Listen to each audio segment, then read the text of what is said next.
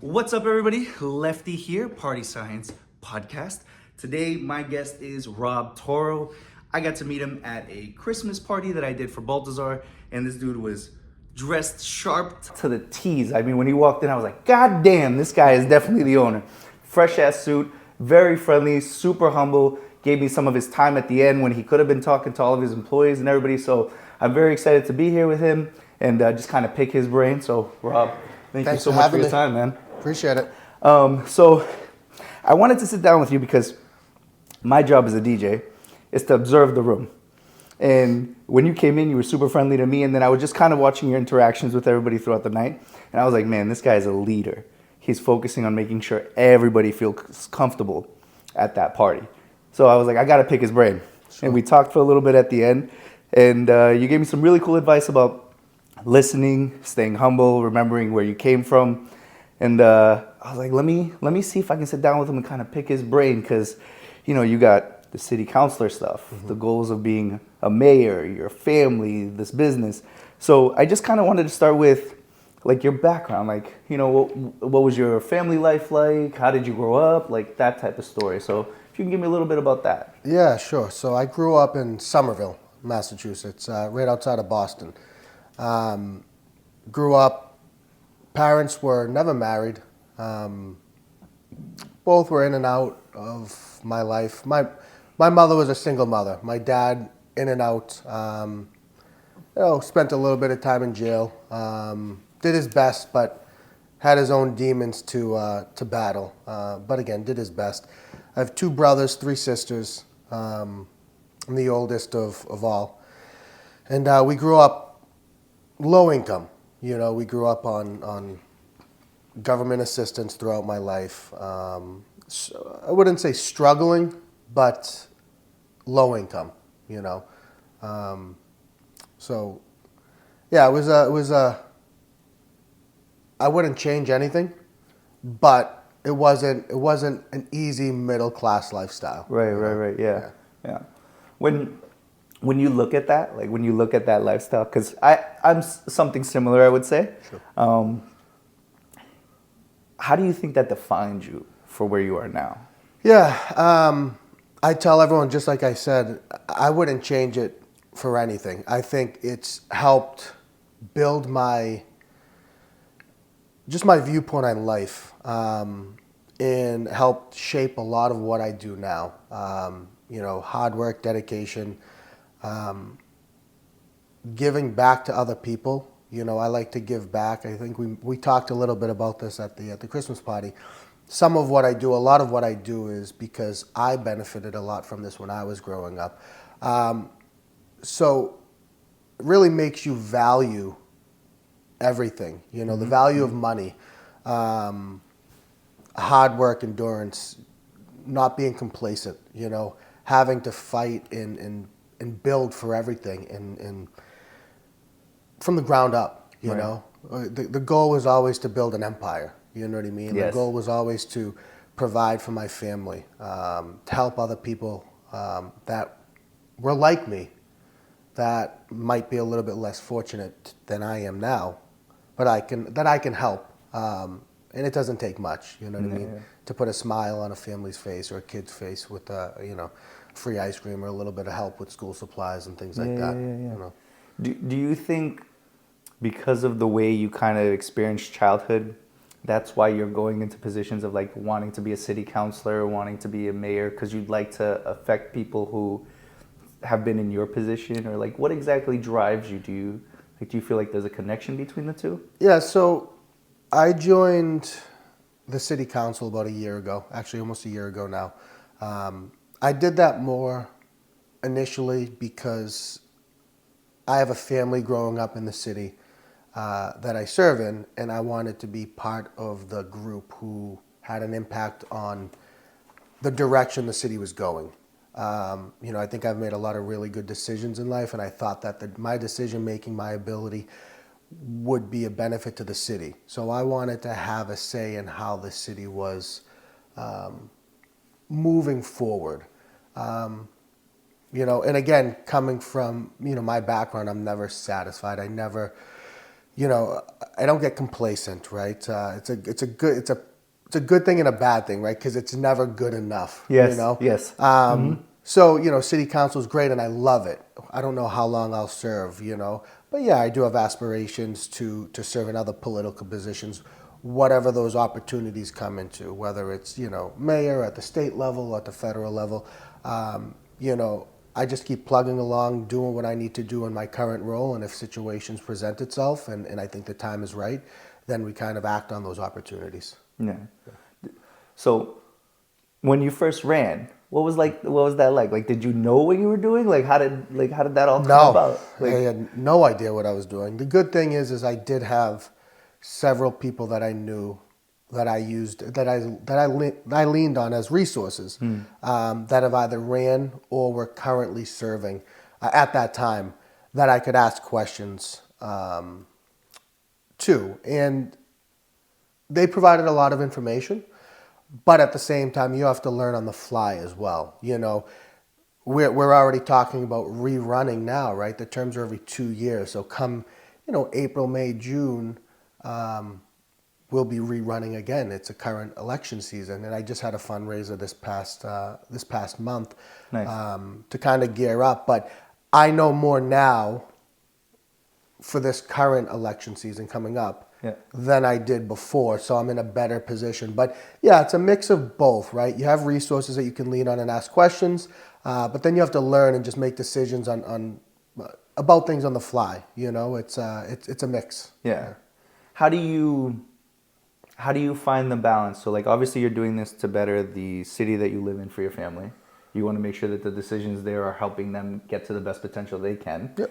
How do you balance that, though? Having the business, having family, the dad mode that you got to be in, husband mode you got to be in, and then at the same time be city council. Like, how do you find yourself balancing it all?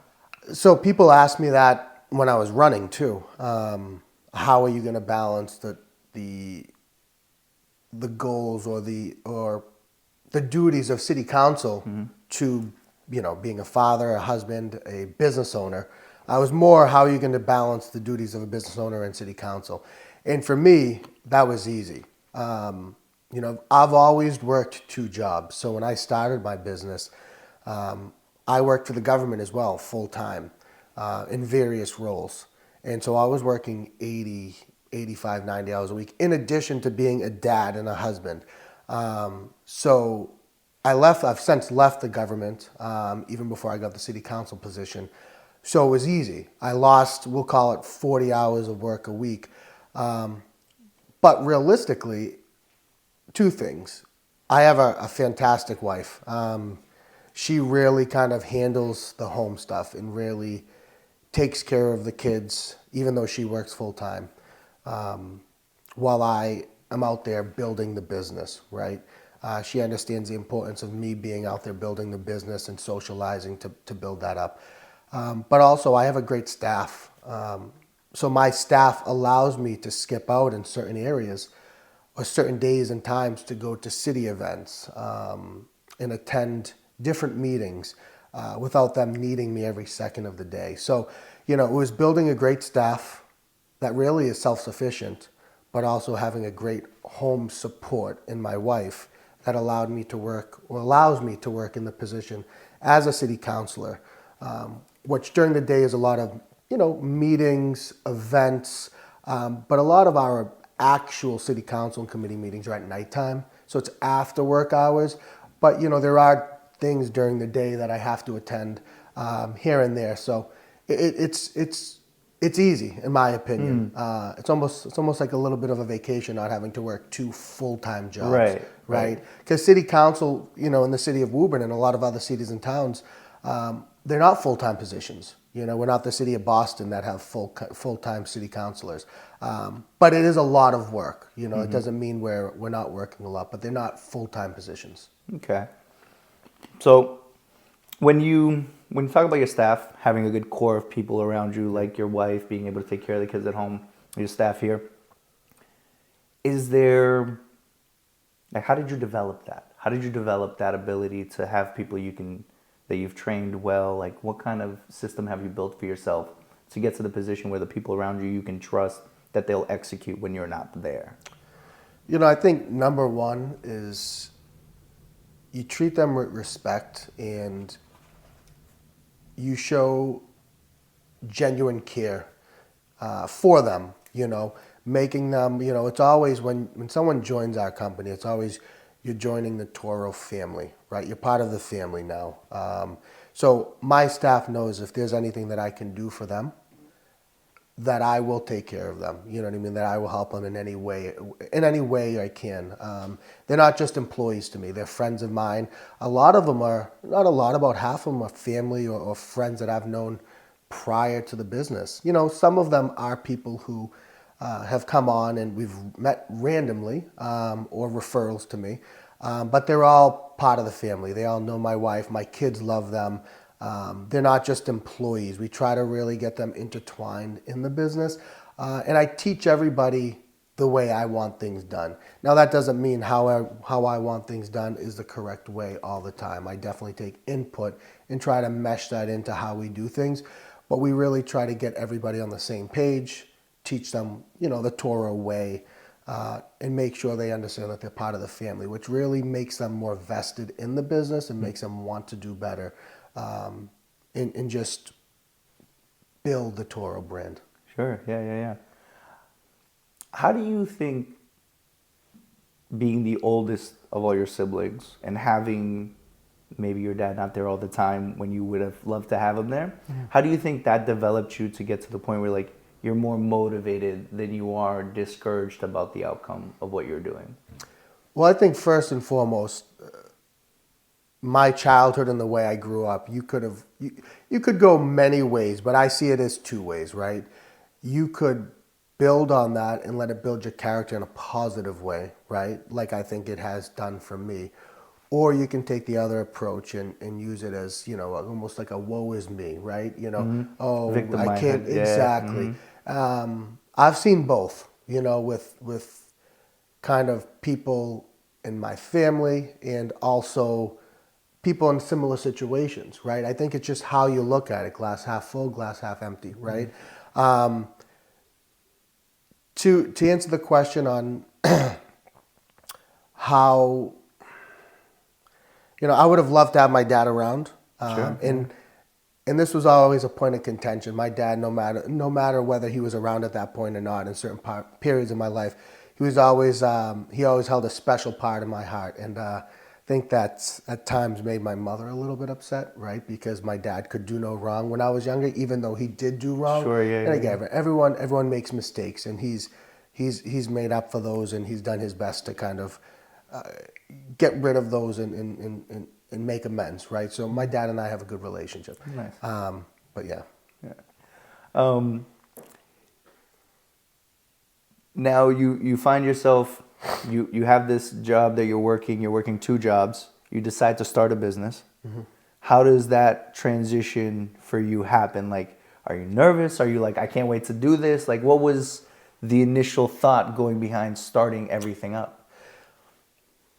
So I can't, I'd like to say everything was all hard work and determination, right?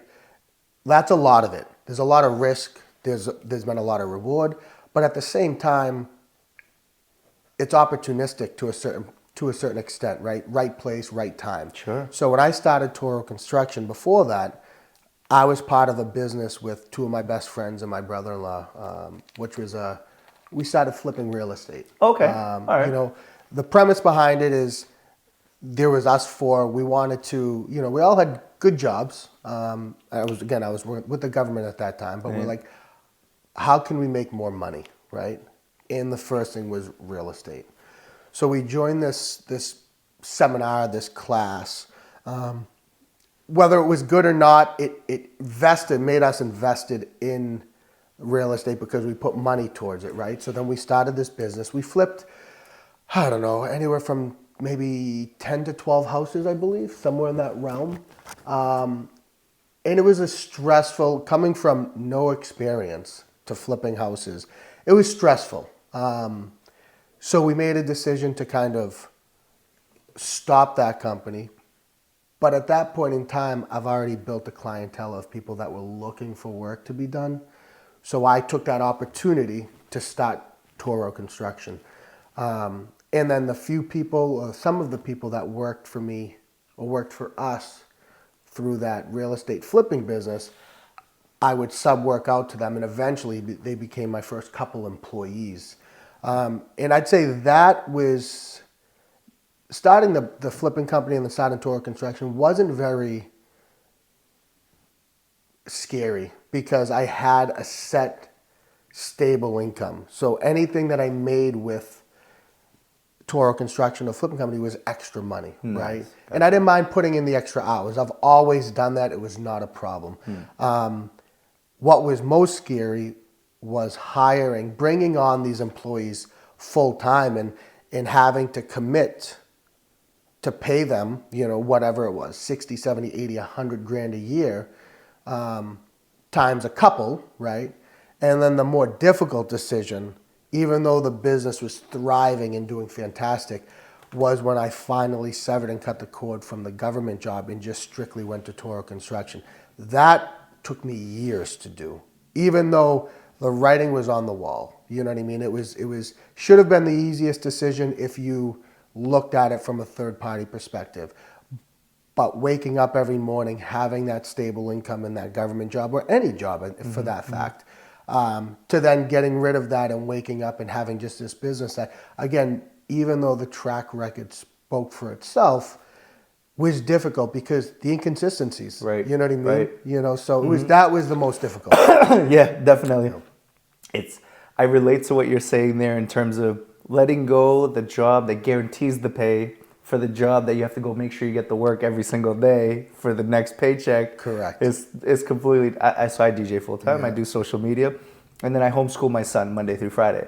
So I don't have like a 9 to 5 per se that just puts money in my pocket. Every day is like, go get the new client. Who you networking with? Who you talking to? Yeah. So it took you several years, but was there a tipping point that you were like, was it an amount you made, or was it something that was said to you while you were at your job where you were working for the government? Like, what exactly caused it to be like, all right, I'm done? For a good period of time, I had a business coach who I met with twice a month. And we had this conversation multiple times on we tried to set parameters to say, if you did this, you would leave the government job, right? And I would reach those and I still wouldn't feel comfortable. But I would say that the tipping point really was I went on paid leave purposely to give myself two things. I had to take care of my grandfather, who at that time had throat cancer. So I had to bring him to his appointments and things like that. So I did that, but that didn't take up the full Monday through Friday where I was working for the government. So it allowed me to spend more time on my business, right? And at that point, I was a little behind on the business in the sense that I was working till 10, 11, 12 o'clock at night trying to get things done. And I still wasn't completely catching up. I was always trying to play catch up. So I went on leave for a few months to help take care of my grandfather, but then to kind of focus a little bit on the business. And once that leave ended, I saw myself saying, how do I go back to this government job, adding these 40 hours when I still can't even 100% catch up without it. So I went back for maybe, 3, 4, 5 more months. And then it came the summertime and I took paid leave or unpaid leave at that point. Because again, the money didn't necessarily matter for me. Took unpaid leave after speaking to my boss saying, I need some time to really figure out whether or not I can stay working for the government or if I have to just cut ties. And they were gracious enough to give me that unpaid time off. And then after that came about, it was just clear. It's like, there's no way I can go back to working this 40-hour schedule. So I made the decision at that point to cut it off. So it was no metric or financial threshold that I had to reach. It was more just, if I continue doing this, I'm probably going to have a heart attack. Yeah. And I'm still not caught up, and I wanted to spend more time at home. I was working, 7 to 5:30. Then I'd stop from 5:30 to 7:30 to spend time with the kids, and then would put them to bed. And then from 8 to 11, I was working again, and I wasn't putting any time towards my own personal health, physical fitness. I was spending not as much time as I wanted to with my wife and my kids. So it just, for my own personal well-being, it made sense to change and to kind of cut ties. Right.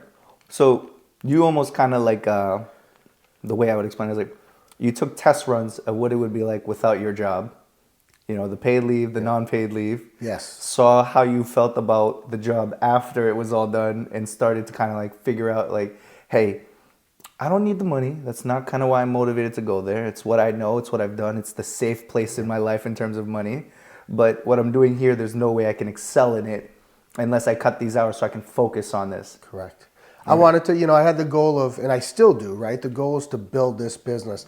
And again, every aspect of my life is to build this empire, to build this legacy, right? Because after, you can make all the money in the world.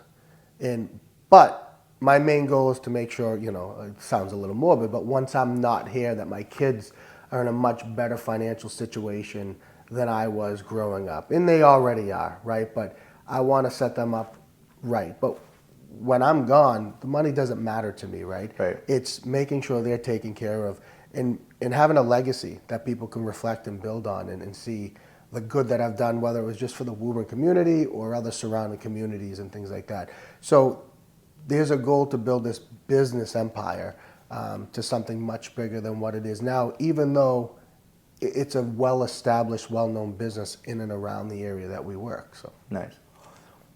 I know you called it morbid, but I've been on the same thought quite a bit as an entrepreneur. I think you think about if something were to happen to me, what have I put in place for them to not fall in a position backwards, right? So I have that type of thought. I don't want to say regularly, but it definitely is on my mind For sure. regardless of like, got to get the next client because the next client gets this and then this gets to that and then that's life insurance. Like, you know what I mean? Like Yeah, you start, absolutely. it kind of like goes backwards. So for yourself, like, was there like when you had your first kid, it was the thought? Was it when you got in a relationship, it was the thought? Like when exactly did you start thinking about long-term stability for your family when you're not present? And like, how do you kind of keep it as a positive thought versus something that brings you down thinking about you not being there for them? Like for me, I struggle with that. It's like sometimes I think if I'm not there, damn man, like, and then other times I'm like, well, I've put things in place so that they're okay, better than I was growing up. So like, how do you balance the positivity versus negativity that comes with thinking like something about like that? yeah, so to answer your first question, when did I really start thinking about it? My wife and I have been together, we're high school sweethearts. We've been Nice. together for 24 years almost. Congrats, man. Right? That's Thank awesome. you. Been married for 13 and a half-ish. So I would say the thought really started happening once we had our first kid. There was always the thought when we were together and got married, but we were so young then. Right. We were really thinking about when we were going to die or when I was going to die. Right. It's more of like a tomorrow. Correct. But it was more once we had the first kid and she grew up, Ella. She's almost 11 now, and Olivia's 7. Definitely once the second came, it was like, okay, what do we have in place? God forbid something happened to me or both of us, right, for the kids. So that was important. And again, everyone's thought on setting up their children is different, right? What does that really mean? It could mean just, paying for college. It could mean making sure they have X amount of money in the bank or making sure they have a place to live if you pass, right? Right. To answer your question about the,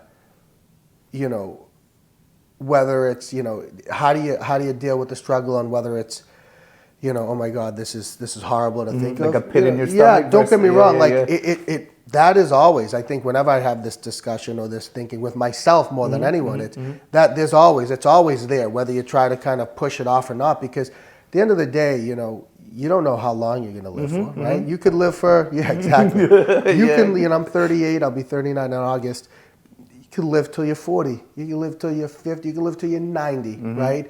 It's, I'm not the type of person that lives every day. It's like my last. Like I'm not this thrill-seeking individual. Yeah. But again, you see it all the time. You talk to somebody, a week ago, and then you get news that they passed away, and you're like, where did that came out of nowhere? And it puts life into perspective. Very much. Yeah. So we don't live every day like it's our last, but I try not to take every day for granted, right? And you have things to look forward to in a week, a month, or this, but live in the moment every day, and be happy that you have that day, that you wake up every morning, that you're healthy, that you have a roof on your head, that you have a successful business or whatever, a successful job, a loving family. I think that's important. We live in such a fast-paced, go, environment in society that it's easy to take that for granted. Yeah. It's interesting to watch how for granted you can take a relationship till it's not there, and then it makes you reflect on all your relationships, and then you're sitting there kind of like, for me anyway, my buddy just got started in life insurance, and he's hitting me up, and he's like, hey man, you got to do this and trust in this, and I'm for it. I'm not against it by any means, but I find myself sitting there and being like, wow, this is a genuine thought now. Like, this is actual preparation you got to put in place, and thankfully I invest and do, I do okay in terms of like that stuff. But you look at like, this is the moment that I had. I was sitting on Christmas, and like, I wake up early. I'm a 3-4 o'clock in the morning type of guy. Like, I love, because I feel like I missed the day. So I got to wake up early, hit my run, take my cold shower, like that type of deal. And then get the work done before they wake up, because I want to homeschool my son, that type of deal, So I'm sitting back, it's like 3:30, 4 o'clock morning, Christmas Day. And I'm just looking in the living room as I'm looking at the Christmas tree. I'm like, wow. Like, I grew up okay, but like the last Christmas I remember having with my parents is like a unit. I got a Pokemon shirt. That was it. Like, just one Pokemon shirt, And I'm sitting back looking at this tree. And now, my son is 7, my daughter's 17. And, we've had some years of like consistent good Christmases and good ties. And I had to stop back for a second, because I found myself being like, because the life insurance stuff got me like thinking like, oh, I gotta, and I had to stop and be like, look at where we're at. You have the home, this presence under the tree, everybody's sleeping in warm rooms, like cold showers. Like, when I was growing up, cold showers, he wasn't always guaranteed, you know what I mean? Like, we lived out of our car, like that type of stuff. So, I find it, like, I think one of the reasons why I was so interested in talking to you was because I felt like you didn't come from a place of it was given to you. No, not it at was all. earned, For sure. So now that you've had your daughters, how do you instill these types of belief of like hard work? Because I look at my kids sometimes and I'm like, they'll say some stuff to me and I'm like, man, you don't know what it's like to be poor. Like, you don't know what it's like to be broke. Like, we were looking out the window of our car. We weren't playing on anything. Like, we were watching raindrops go down the window, that type of deal. So how do you transition that mindset for your kids, right? So like, you have your first child, like dad mode. Like, how do you kind of help your kids understand the benefits of what they have, plus how to capitalize on it? Yeah, that's a fantastic question, because there are times where, especially my oldest daughter and even my youngest, not necessarily consciously, but unconsciously, will seem very spoiled, right? Because what they see, my kids too, man. My kids too. Like, I'll give you an example. My wife and I we work hard, and not saying that everyone else doesn't, but we work hard, right? One of the things that I really like to do is I like to enjoy a good dinner. So we'll go out to Capitol Grill. That's a place that we generally like to go to, the one in Burlington. Food, man. I like Capitol Grill. And we know them very well there because we've frequented there a lot. And sometimes it'll just be me and my wife, but then there'll be me, my wife, and the kids. And the kids will come, and they kind of get used to going to these places like the Capitol Grill. And we had to explain to them, like, up until recently, 5, 6, 7, 8 years ago, this was a place Mom and Dad went maybe once a year for our wedding anniversary. Right. And that what they get and the treatment they get and the fact that they can go to places like this is not normal. This isn't something that you get to do. This isn't a 99. You know what I mean? So you try to explain it to them. Again, they're still young. Ella's older, so she gets it a little bit more. The 11-year-old? The 11-year-old. Okay. Or soon to be 11. Okay. And then just with money, like we have a nice big house. We drive nice vehicles. We go on vacation.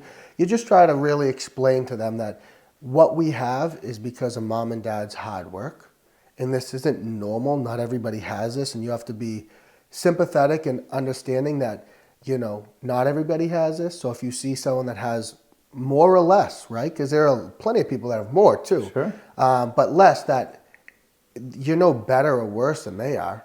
It's just everyone's circumstances are different. And we do try to, we make them do chores to earn money, right?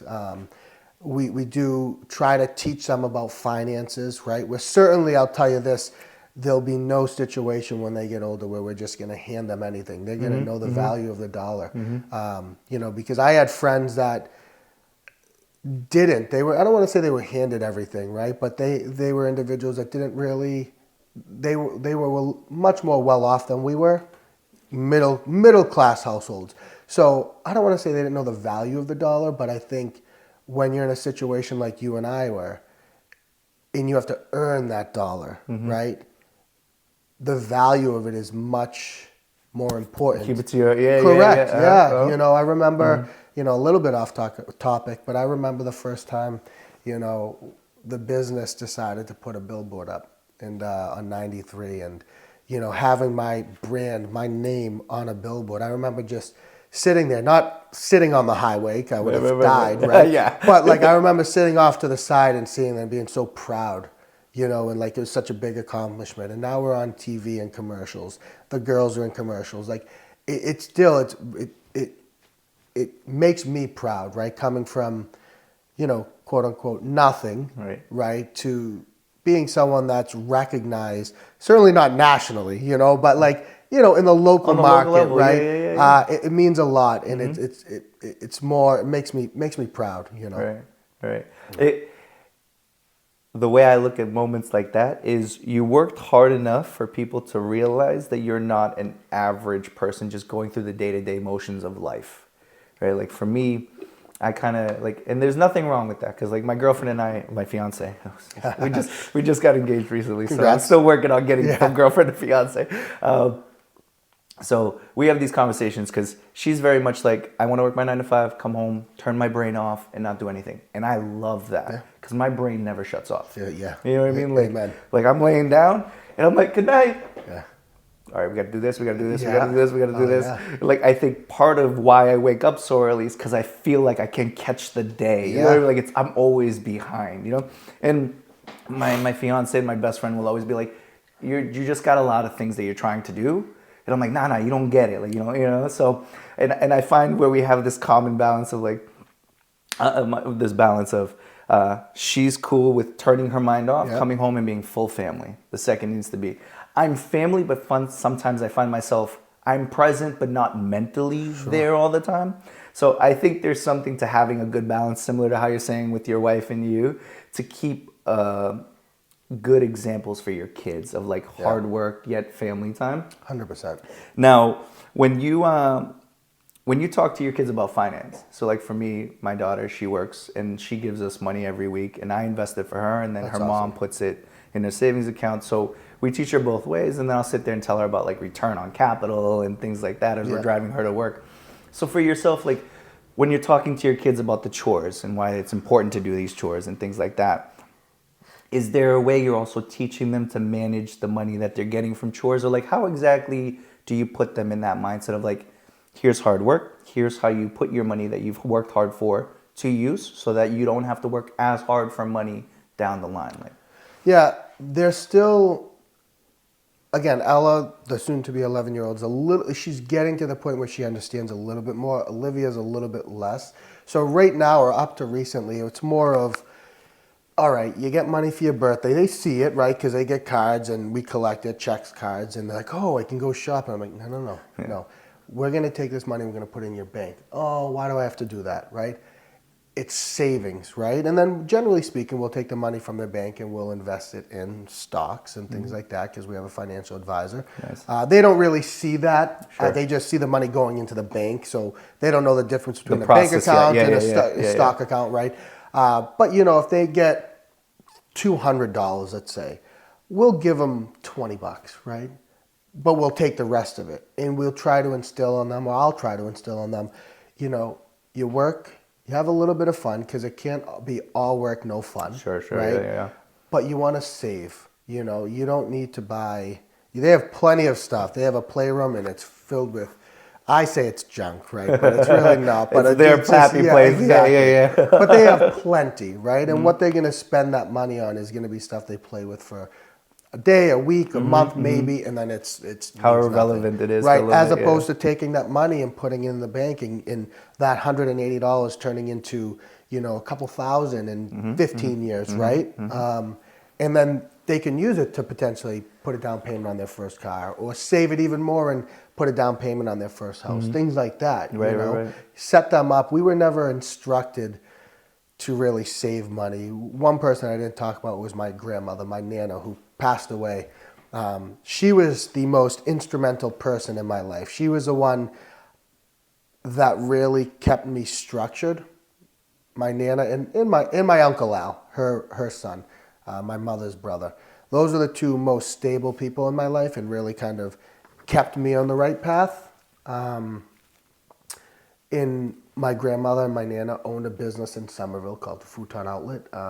And I would work there when I was 10 Like years old. futons like that? Futon, Okay. So I would work there when I was like 10 years old. I really didn't do anything. Right, but I right. would clock in, clock out, and she would pay me. I don't know what it was at that point. It might have been a couple dollars an hour. Sure, yeah. But again, at 10 years old, you're working 15 hours a week. You feel again, rich. Yeah, Yeah, you're you making feel 50 bucks, rich. right? And she would pay me to do nothing. Like I would do little errands and stuff, but it made me feel good. But her and my Uncle Al were the two people kind of taught me stability, structure, and about finances, in addition to what I learned on my own and just learning from my background and my childhood, not my background.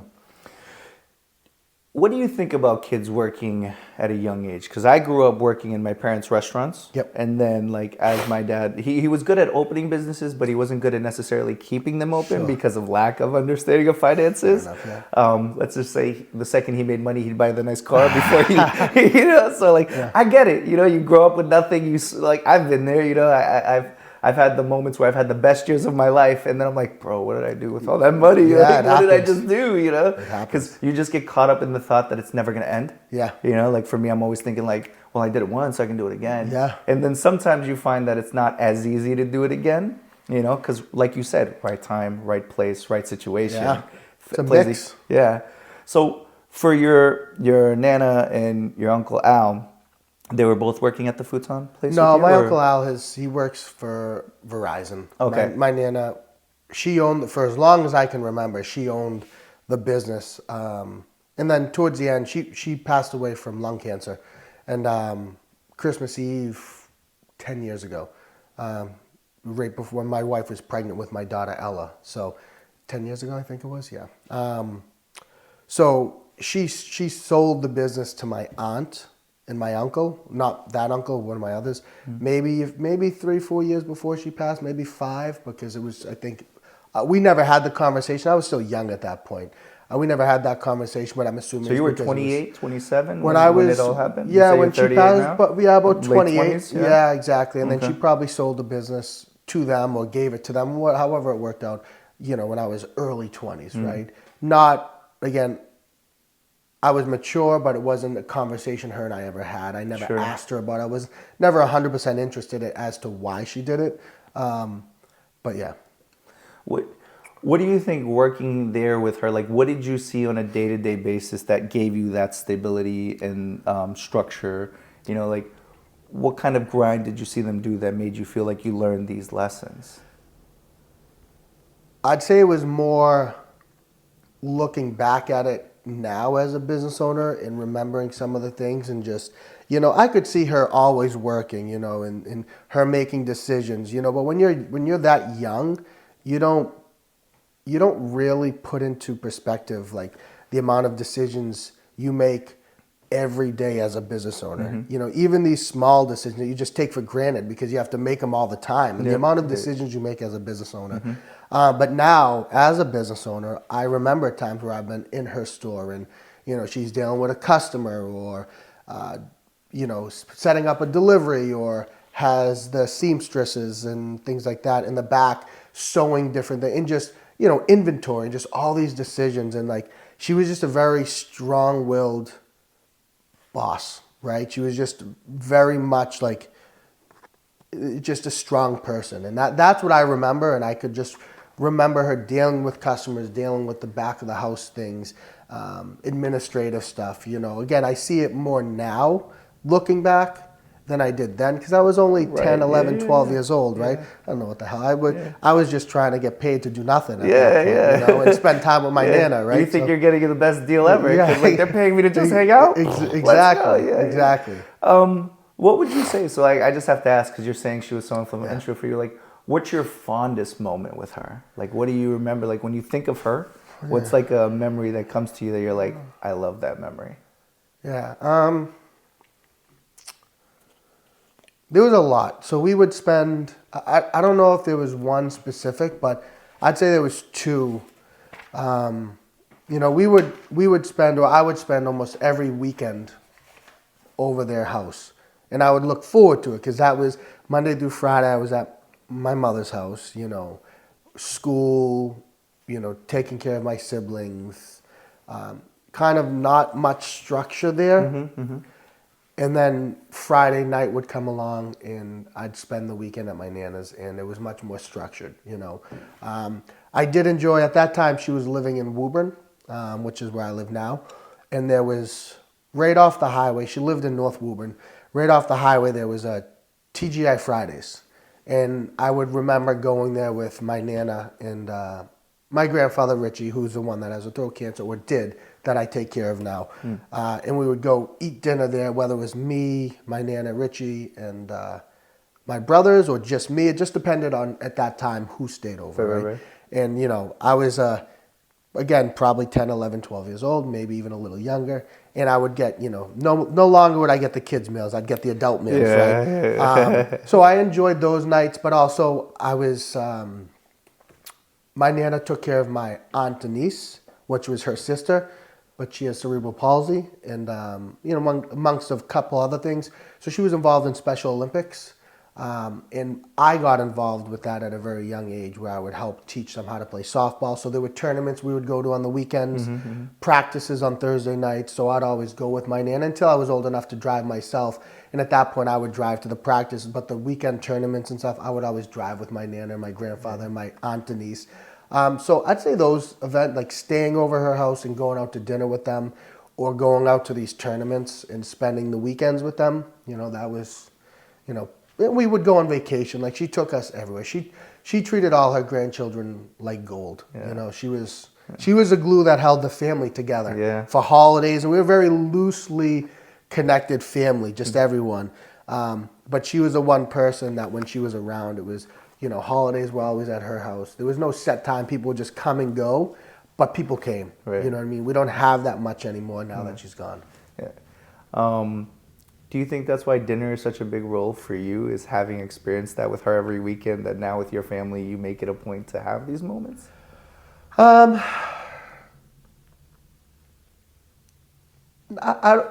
probably not. I just, you know, when we go out to dinner, usually it's on the weekends or on a Friday, and it's more, it's, you know, during the week it's so hectic, so I feel like we spend less time together. So I think maybe unconsciously, it's a way that we all get to sit down, enjoy a good meal, kind of socialize and spend time together, right?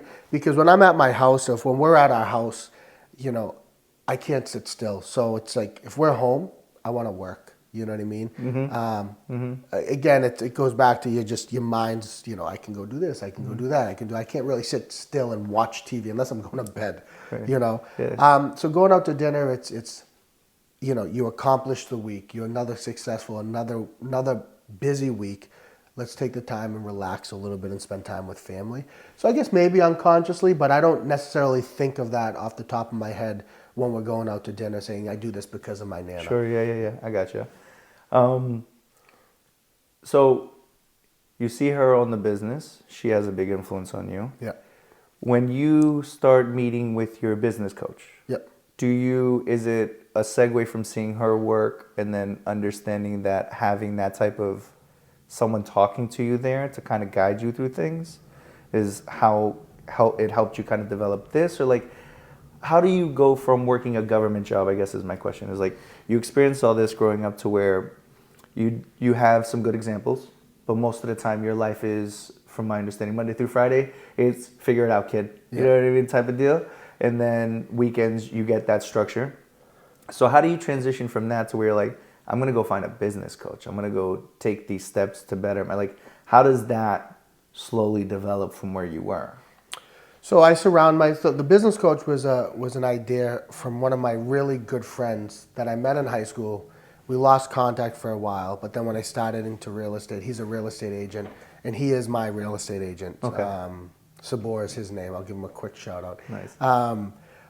But he's an amazing, successful real estate agent, and he has the business coach, and he's utilized it for some time, and he's like, you know what, this would be a great idea for you. I'm like, I'm open to anything, right? Anything that will make me a little bit better.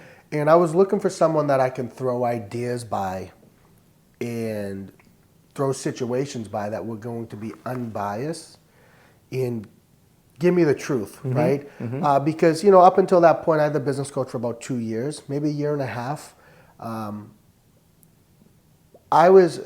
felt like majority of the people in my life were just taking direction from me, right? I was the one giving the advice or saying, hey, I need you to do this, or I need you to do that. Or if I would present them with a situation, almost, I don't want to say people weren't scared to go against what I said, right? But being successful, a lot of people saw the decisions that I made as positive ones, right?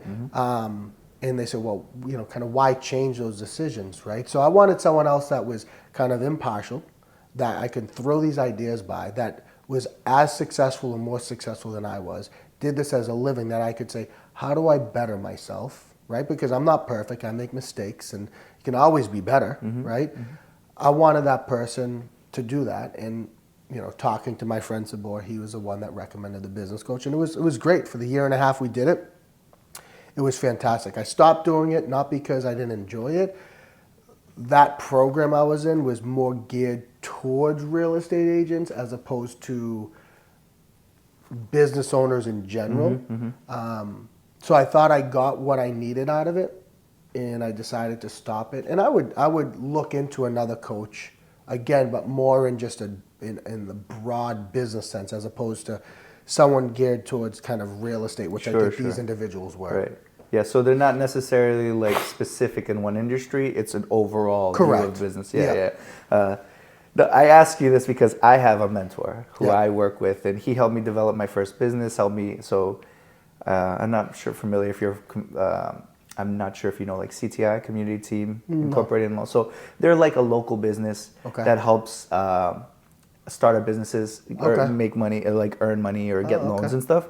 And I met him through another program, and he was telling me about this one. And the reason I always kind of stuck with him is like similar to where you say you want the truth.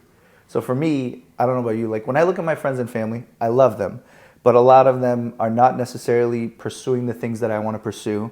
So it becomes difficult for me to take their advice in terms of what I'm trying to do. Not life, sometimes like people give me some real good gems, but overall like the grind itself, they can't tell me because they don't know how to tell me it. Right? Like I'm the strong-willed, like I'm gonna solutions. What are the solutions? Different mindset. Yeah. So I meet with him, and I hear the program that we went through. Nobody wanted him as a mentor because he was so blunt. I didn't care. Right. I thought he was amazing. So when we went, we were pitching. So I owned a club before this with my brother-in-law. He still owns it. I walked away from that business, but. When we went to him with this club idea, and he was the only one. When we sat in a room of 12 people, we got rejected. I got a rejection email from this business. He's telling me like, hey guys, appreciate your pitch. We're not interested. 2 weeks later, we get an email again from them, and they're like, hey, someone who was in the room really liked your idea. He'd like to work with you guys. So after getting rejected, we come back. Interesting. Yeah. Okay. So I remember walking in. This is one of my favorite moments since I've known him now. I think there's something about saying something like this to me that I think it sits in my course. Not business, not anything. I walk in after the holidays, after we were working for a little bit together, and he looks at me and goes, Been eating well, huh? Just that to me is like, if someone can say that to you, and they're not saying it in like a mean way, you can tell they care, you know, like it's that. And then we sat down and we talked business, and he helped us raise 50. We went through the CTI program, and they're like, don't ask for the full amount. The most you could get was 50 grand. Okay. And he made me go over and over my business plan ridiculously. Like, I have never been so good at Excel sheets until this guy was just like, those don't look right. Don't give me fake projections. Give me real numbers. Give me like, everything has to be facts. It's not this. And then give me how I'm making my, you know, like all this stuff. He walks me through all of that. And we sit down in this meeting, and I'm there by myself. My brother was off. And I'm in this meeting, and there's 5 different bankers in this, like from the program or whatever. And they're like, how much money would you like? And I'm like, 50. I would like all 50, right? So I pitched them. A few weeks go by, we get all 50. We're one of the few people to get 50 grand from them, right? And then it was during COVID, so we ended up locking the place down on COVID because we were getting a deal, right? Like getting into the nightclub business at that time was not a thing. No. So we looked at it as an opportunity because everybody's going to be hurting to rent out their locations. So we're like, well, if we go in, close a nice deal, put something in that says like, if another pandemic comes in, you guys will give us a break. Because we were noticing businesses were shutting down because they didn't have something like that in place. Yep. And he was just like the kick in the ass constantly to just be like, what are you waiting for? Like, go. So now it's funny because like, I'm always dumb in my mind when I talk to him, right? Like I'm not the smartest. Like remember, which when is you're great like, though. That's what you want to surround yourself. You never want to be the smartest person in the room. Right. You said this to me that night, and when I walked away, I was like, that's so genius. Like subconsciously, I never feel like I'm the smartest person in the room, but I'm willing to work. Yeah. So when you said that to me that night, when I asked you, and you're like, surround yourself with people smarter than you, because if you're the smartest person in the room, you're the person filling everybody else's cup, right? And not in like a bad way. No. Like, it was very clear, like, if you want to get here, but everybody else around you is just here with you, you're not getting there. Correct. You know? So when you say the business coach stuff, I still have him look at everything that I do. We literally met 2 weeks ago. That's awesome, man. And I showed him this investing stuff that I'm doing, and he looked at me and he goes, like, I never feel like he's proud of me. Like my dad passed away a few years ago. Sure. So like this is to me like my father figure. Because I don't, you know, as men, you just kind of like, what do I got to do? I'm going to go fucking do it. You know what I mean? Like that, exactly. like, that's it. So I go to him and I show him this investing stuff that I'm doing, and he turns to me and goes, this is the best thing you've come with me yet. Oh, that really hits. Like, oh my God. I walked out of that meeting. I called my fiance. I'm like, bam! Yeah, that's great. That's fantastic. Yeah. So, and it's cool because like he shows more interest in wanting to be involved in that program, like part of what I'm doing now, than anything else. So when you say the business coach stuff, I'm very much like, you gotta do stuff like that. Yeah. You know, it's important because, like I said, you know, you can never feel like there's no room for improvement. You always have to try to better yourself. I say that to my guys all the time. No one's perfect, right? You know what I mean? You can always do better. And how do you do better? Not everyone needs a business coach, right? Some people do their own instructional videos, right, and learn that way. Some people learn from others, right? Some people learn from business coaches. However you feel like you can better yourself, do it. Because no one's perfect. Everyone has room for improvement. The minute you stop thinking that there's room for improvement, you're failing yourself, you know. You've almost cut off your... I feel like the reason people live longer is because they serve purpose in terms of what they're trying to chase. And as long as you continue to are willing to grow, you have a better chance of extending your purpose and your life, you know. So there's that drive. Yeah, you know? Yeah. So now, I wrote something here. I want to make sure I go back to it. Here, where was it?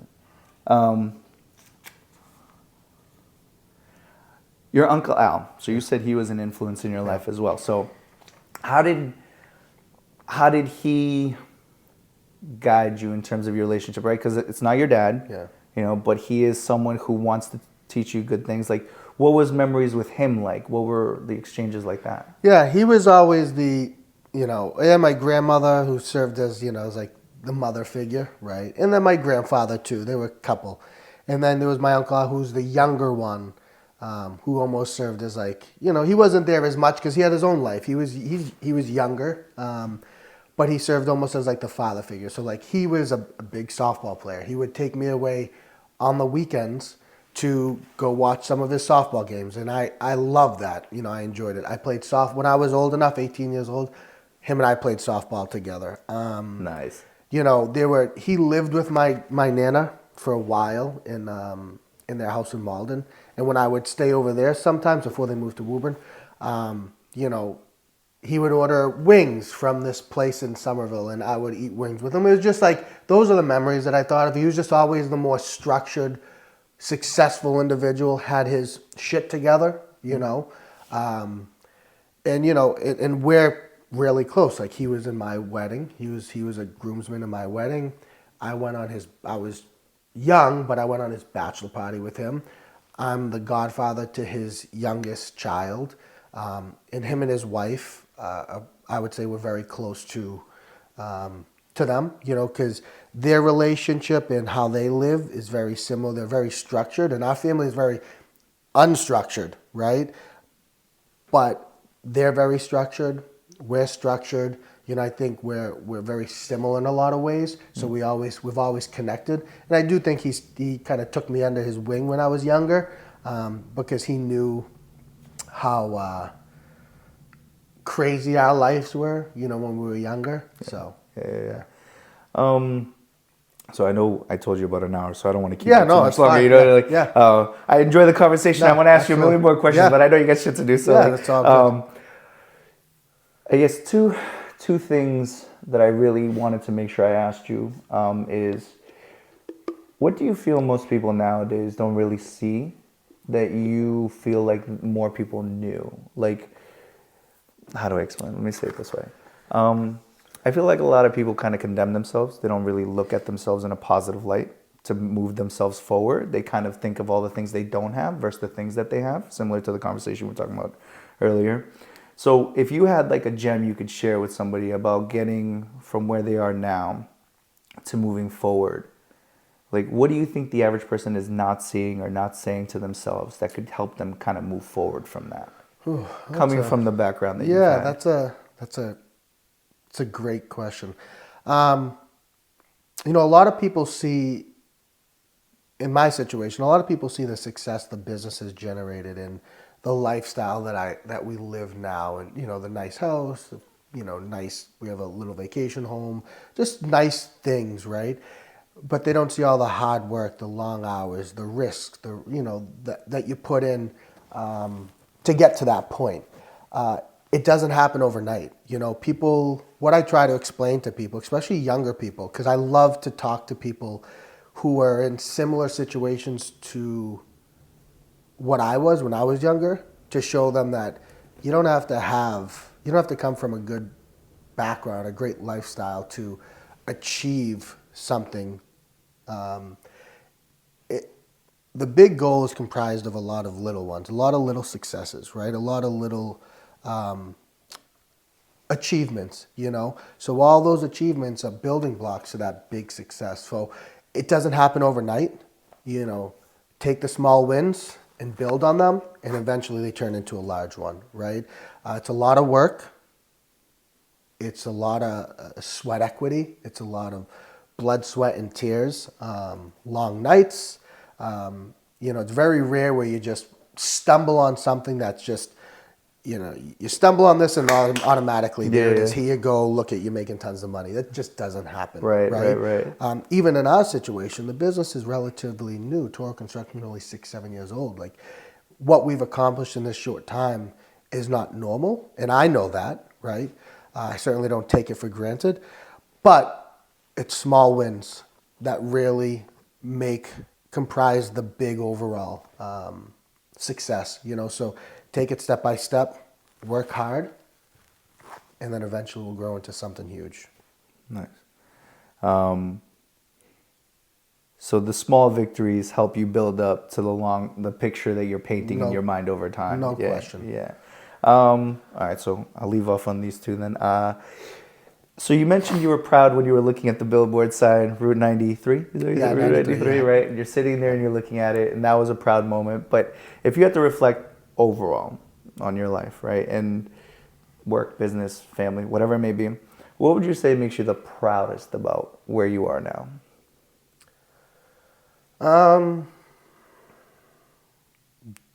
you know, everything that I do now is really, you know, we talked a little bit about this, but is to make sure that I leave my family off in a better position than I was, right? So what makes me the most proud is to say that at the age of 38, I've accomplished that, you know, substantially better than where I was. That's what I do it for. You know, don't get me wrong. I love the success. I like the notoriety. It's fun. It's nice. You know, It is. It's rewarding. It makes you feel good. I love being able to help other people. But number one, the drive that I have is to make sure my family is all set. And I would say that makes me the most proud, that I've built a brand, a business that's known, and that is in a situation that if I weren't there, would make sure my family is set for, you know, I would say, I don't know, I wouldn't go that extensive and say their lifetime, right? But it puts them in a position where they're not behind the 8 ball. Right. You know, they're in a good starting point where they're not struggling to have to pay for college, or, you know, they can kind of enjoy their childhood, because we never really talked about it, but you mentioned it about working at a young age, and what my thoughts on it. I started working when I was really working. I know we mentioned working at the but I started really working at the age of like 13. I was fortunate enough that there was a business in Somerville that my family kind of ran, and I was able to start working there at a young age, and it was great. And I worked there throughout high school and a little bit of college, and I'm all for anyone that wants to work at whatever age they want to. Some people are more mature than others. But I do regret not playing more sports in high school and then playing any sports in college. It's because my focus was to work, right? It was to pay for my schooling, to pay for things that I wanted, because all the money I had was from me working, right? I didn't have any other money. So I almost felt like I had to.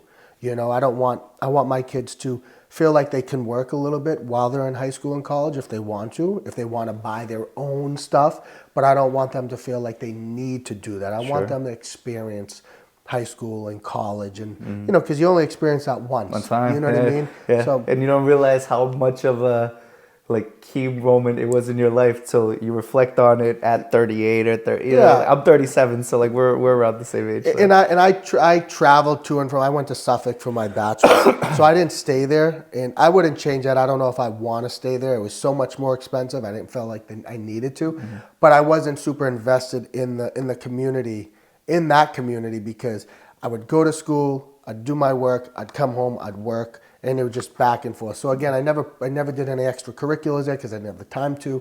I didn't play any sports there because I just didn't have the time to. It was never something I really looked into because I'm like, I can't do this. I can't invest in that time. I wish I was a little bit more invested in some of that, in some of those things. But again, I certainly wouldn't change anything now, because that helped build my personality and my drive, right? To again, the value of money.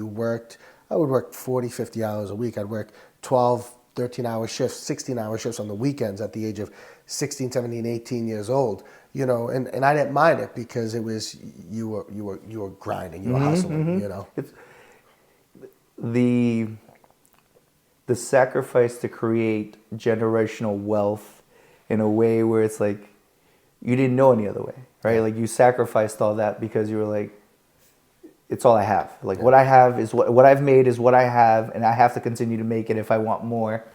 And then you have kids and you're like, well, I got to set them up and put them in a place where they're good and can appreciate the things and partake in the things that I wasn't able to. Yeah. So I don't think, and I'll say this, I'm like, I appreciate people like you, because our kids won't understand it till they have their kids and get older. You know, like they just think that we're just tough parents sometimes or things like that. So I just gotta say that's kick ass, man. Like congrats on what you've accomplished. You know, and I guess my last question here will be like, what's your goals for 2025 and moving forward? Yeah. So the goals always are, I was thinking about this driving in, right? Because the new year's coming on. I'll have a meeting with my staff at the beginning of the year on what the expectations are for 2025. And then my administrative staff will talk about the goals for the business in 2025. Business-wise, it's always to grow the business, right? To grow the business, to be more efficient, right? Again, we do a great job. But again, everybody can improve. So it would be to grow the business in sales, right? To be more efficient. And how do we grow the employees, right? How do they grow? Because again, there are very much some people that are fine with that 9 to 5. Come in, do their work, clock out, and they're complacent, which is not a bad thing if that's what you want, right? But then there's others that want to grow. So it's how do you fill that bucket for those individuals, right? Because you don't want those individuals to leave. You want them to stay around. You want them to grow with the business because those are important people. So from a business standpoint, I'd say those are the more important things. Personally, it's always how do I spend more time with family and personal well-being. Again, off air we talked about vacations and stuff, and I said I haven't had a true vacation in like 8 years, right? The last 2 years you asked my wife, I've done better disconnecting. So it's always working on that to have a true vacation. In personal wellness, personal fitness, I think those are the two things. In addition to, again, the vacation and really disconnecting, but spending more time with family, I think those go hand in hand. I'd say personally, those are the couple things, and then business-wise is always to see the business grow. Because if the business grows, those that work for you that want to grow naturally can grow as well. Because there'll be more opportunity for those individuals. Right. It's great to hear you say what you just say, because how do we grow our employees feels like what I was watching you do that night.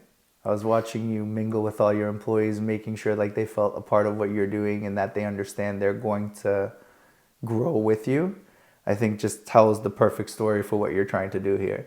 Now, how do people find you, social media, stuff like that, just as we wrap up here, like city councilor, Woburn, potentially going for other things, like where would you like people to best connect with you? Yeah, so, obviously if they live within the city of Woburn and they have an issue, they can always reach out to me via city means. My information is on the city website. In terms of business, Toro Construction, we have a website, toroconstruction.com. They can always call the business line, which is 781-722-TORO, which translates out to 8676. My email is rob@toroconstruction.com. Social media, it's Toro Construction Woburn, both on Facebook and Instagram. We do very well. We do great in terms of keeping things updated. I respond to everybody. It might not be super timely. I try to do it within 24 hours. But any time I can help somebody, whether it's on a home renovation project, whether it's a discussion with school-age children or high school-age children that they need that motivational talk. I love doing that type of stuff. Or it's just chatting about my background and where I came from, and I love all of it, right? So anytime anyone wants to reach out, feel free to reach out to me in any one of those ways. I'd be more than happy to talk to you. Sweet. Yeah. Rob. Thanks Thank again. you, man. I appreciate it. Yeah, absolutely. Everybody, Rob Toro. I'll put all the social media on here. Have a good one.